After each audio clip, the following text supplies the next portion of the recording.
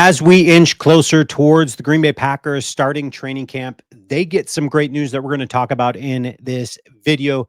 First, if you haven't taken a moment to hit that subscribe button, please do so. Or if you've been a longtime listener, share this channel with a family member or friend. I love the sense of Packer community that we are building here. And as always, keep the comments coming. I love reading through what you guys have to say. Okay, so let's talk about the great news the Packers get ahead of training camp. And one thing we know first is that the Green Bay Packers offensively, they are incredibly gifted. Okay. So it starts with the head coach. And we know that Matt LaFleur, whether you guys like to believe it or not, Matt LaFleur is a very good coach. He's one of the better ones in the league when it comes to his coaching abilities and him getting the most out of the athletes that are on this roster. Keep in mind, you're looking at the youngest roster in the league, probably for the third straight year. That's incredibly impressive, especially given the accomplishments the Packers have had over the last two seasons. And hopefully this is that third season of success for the Packer organization. Okay, so, and then you've got your quarterback in Jordan Love.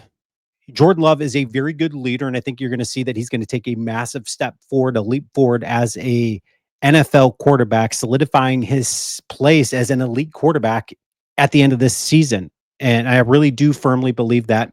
And in order to get there, he's going to need some help from his weapons that he's got around him.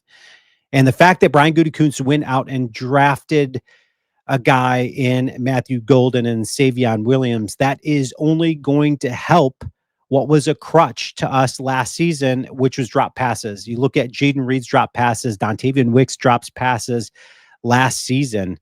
This is only going to get those guys to play better and hang on to the ball more, because when you've got guys in competition coming in there, it's only going to force everybody around you to get better. Okay, so the Packers are sitting in a very good, very, very good position. So what's the good news the Packers get? Okay, so we know that Christian Watson, he's had some injuries out there, and we know that this dude wasn't projected to come back midseason, and that still very likely could be the case. And we know that in minicamp, you see him jogging around, moving around, doing, your normal stuff. But when you start making cuts and pivots laterally, like you're seeing him do in this video that he uploaded onto Instagram, showcasing where he's at right now. And we already know that Matt LaFleur said, hey, Christian Watson's trending pretty good. He's ahead of schedule. And we like to be optimistic and believe, okay, great, we're going to get him back midseason, and that's going to be another weapon to Matt LaFleur's arsenal out there, another weapon for Jordan Love to go out there. But you're taking a look at the moves that he's making, the pivots out there on that knee. Now, it's not unheard of for guys to come back 9 months after an ACL injury and all that stuff and be able to be productive. But could the Packers be faced with Christian Watson returning as early as week 1? And if he's not on the PUP list at the beginning of the season, which we know that's going to be a 4-week minimum, then could you see this guy coming back, not just even as early as week 5, but maybe the Packers, don't put him on the PUP list at the beginning of the season, and you get this dude potentially back week 1, 2, or 3. And you're faced with a lot of options now. And now you've got yourself in a little bit of a dilemma. What I mean by that is, what do you do when it comes to Romeo Doubs, Christian Watson, because you know that you're not going to be able to re-sign both of those guys, and they're coming up on contract years. And I made a video earlier in the year, and I asked you guys to weigh in with your comments and let me know who you think of the two wide receivers, Christian Watson and Romeo Doubs, who would you want to retain and keep? And I think the overall resounding theme was about a 50-50 mix out there of the comments that were given. But if it's me, and I'm looking at a guy coming out of college who scored a 9.96 out of a possible 10 scoring of an RAS, who ranked 12th out of 2,768 wide receivers since 1987 to 2022, the year that he was drafted.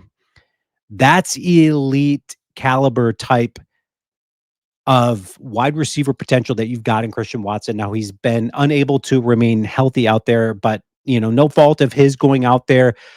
He at least invested some time and some financial money of his own to go out there and get some help from the doctors to be able to be like, okay, how can I stabilize my body better so that I'm not getting these recurring hamstring and leg injuries. And then you've got him bouncing back a little bit quicker than normal, probably because of the work that he put into his legs and the money that he invested into trying to figure out his hamstring and strengthening the legs to balance out his body.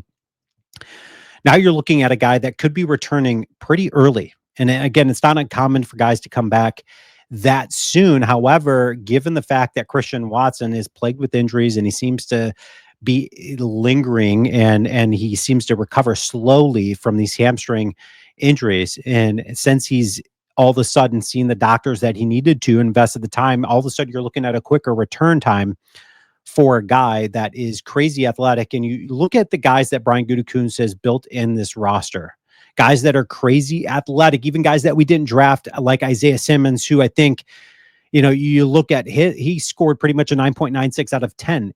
Crazy athletic guy that can go sideline to sideline. Quay Walker, another one of those speedsters that can go sideline to sideline. Same thing with Edrin Cooper. Look at our linebacker core defensively.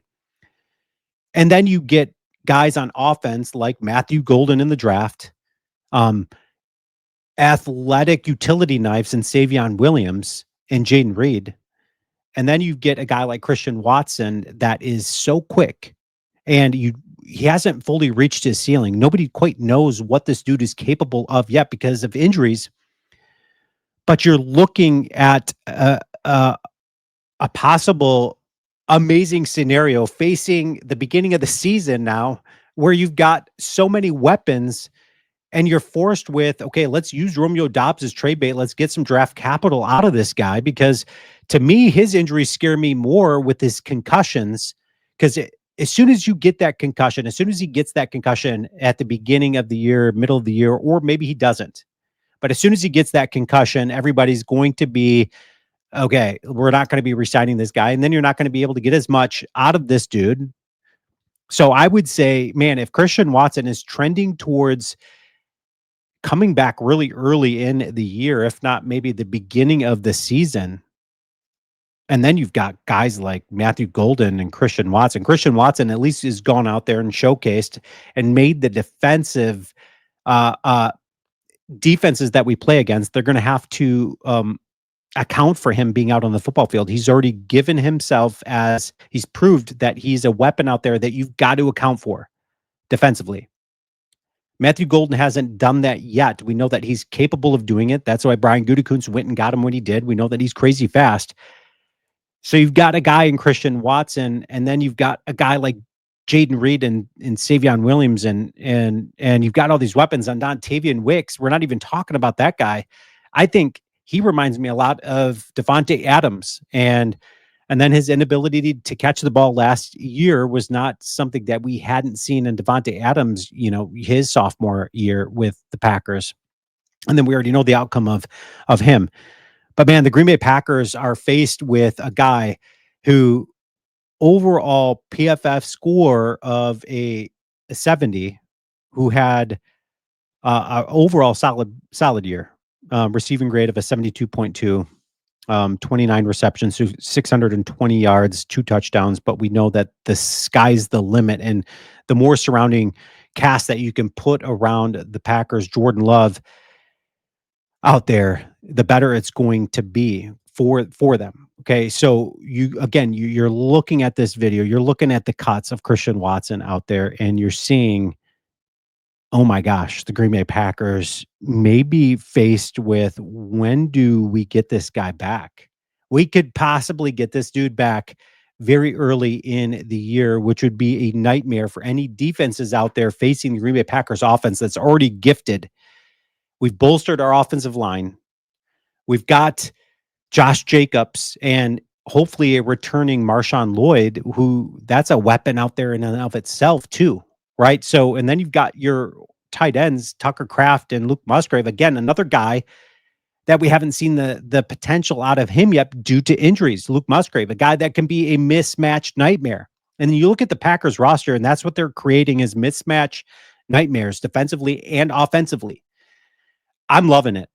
I'm absolutely loving it. I want you guys to leave your comments, and as always, go Pack Go.